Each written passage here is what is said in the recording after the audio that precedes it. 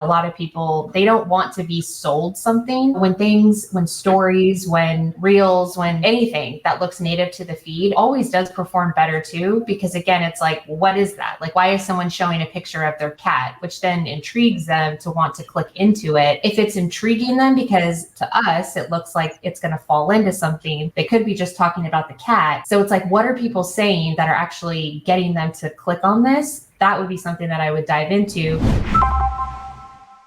I guess if we sort of go to the best ads and we know at some point there's going to be creative fatigue, maybe how would you guys kind of work together and say, all right, well, what would be the next iteration? This is going well right now, but it's eventually going to fail. I've been saying this for 10 years. It's like, look at your best performing ads and expect them to be failing within the next couple of weeks, because it's always the case. With open targeting, that's a little bit off the table now, and this crazy dog audience, like dog owners are crazy as far as I'm concerned. I used to have dogs when I was a kid, but crazy in a good way, crazy, like passionate. So how would you guys work together here? Maybe can we show like the best performing campaign and then specifically the ads, and then just sort of go through it and maybe troubleshoot it, and then we can get Lauren and her team on these and maybe even introduce some new creative in a future show and compare and contrast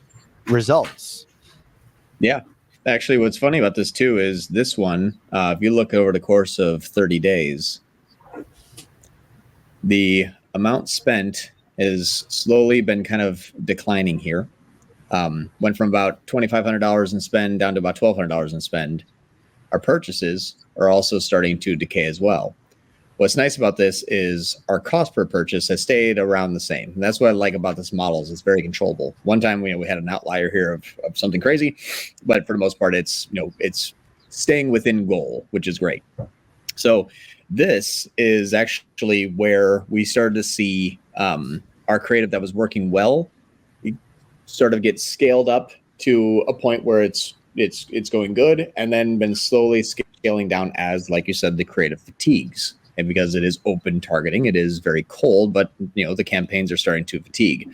So these were some of our best performing ads here, which is Diane, Suzanne, Lori.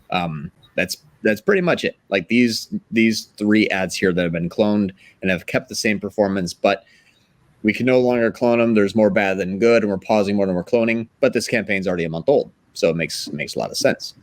But if we look at this here, from a traffic standpoint, I would say, okay, it's been cold traffic. It's all been under $300 NCACs. They've been cloned, sometimes up to 12 times and 15 times and 14 times. Like they're still being cloned. They're just being cloned less often. I think the one we've hit the most is Diane number 18. But you can see as soon as Suzanne number 14 has been cloned, it's still getting a $34 NCAC. So we're going to keep going until we can't go anymore. But I guess what I would say is if I'm looking at, let's just say this one here, the Lori one, this is for cats. And let's do this here. So for the traffic person, I have no idea why this one has been able to be cloned 18 times. To me, it's a picture of a cat. I'm like, that's awesome. It's a cat. Now this is where I would say, Lauren, why do you think this orange cat has been able to be cloned 18 times with an under $300, 18 times with an under $300 NCAC at $100 a day. So $1,800 a day is what this has been cloned to.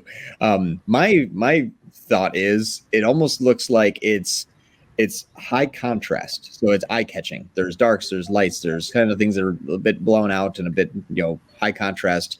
It's an awesome looking cat. Orange cats are orange tabbies are usually something that is a little bit more unique. They're known for being a little bit more crazy. So maybe someone's like, I'm wondering if that's a video, maybe if the cat's going to start to do something crazy, or thank you so much for a fabulous product. My cat, John, has suffered. Maybe people just want to know more about the story. But I couldn't tell you for the life of me why this one works so well.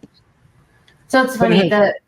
Oh, sorry, go ahead. The headline, my lab Sawyer has malignant melanoma. Like a lab is a dog. Yeah, that's what I was going to say too. I'm like, well, that's interesting because it says my lab. And I was actually going to go straight to the copy, not the actual cat.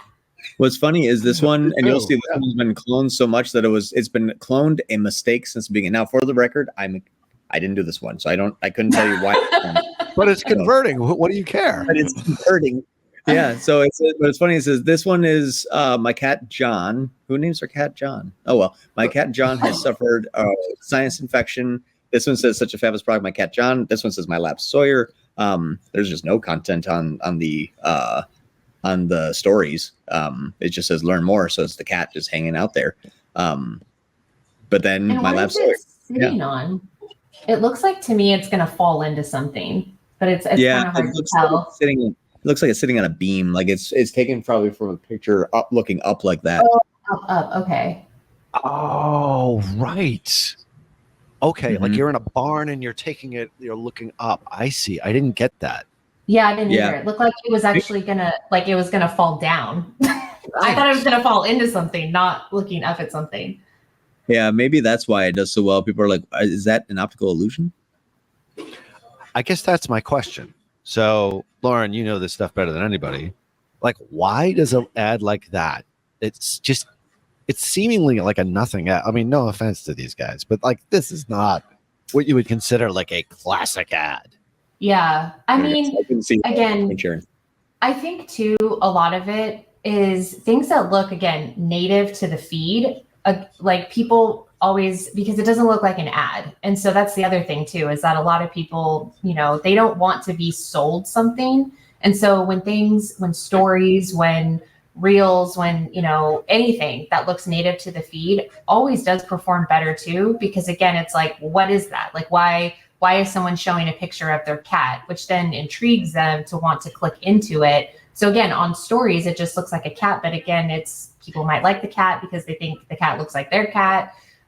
It's like, oh, is something going to happen with this cat? So I'd be interested to see like what the actual comments are on the ad. So that would be something that I would do. Like if I were to re-look at this ad, I would dive into everything. So what's the copy? What are the comments? What exactly, I think the most you can find is what people are actually saying about it. Because again, if it's intriguing them, because to us, it looks like it's going to fall into something, it could be an optical illusion. They could be just talking about the cat. So it's like, what are people saying that are actually getting them to click on this? That would be something that I would dive into to understand like what the process is of like the thought processes of what these people are doing, which makes them intrigued to want to learn more. So there's Right. like, again, like it's not just looking at the creative. Right. I'm going to throw you with one more loop too. That one is actually one of our worst performing click-through rates. If you look at the click-through rates, everything else, it's the click-through rate all column is 10, 12, 12, 13, 10, 12. This one's got 8. And it's got one of the cheapest NCACs and one that we've been able to clone the most. Interesting. Go figure.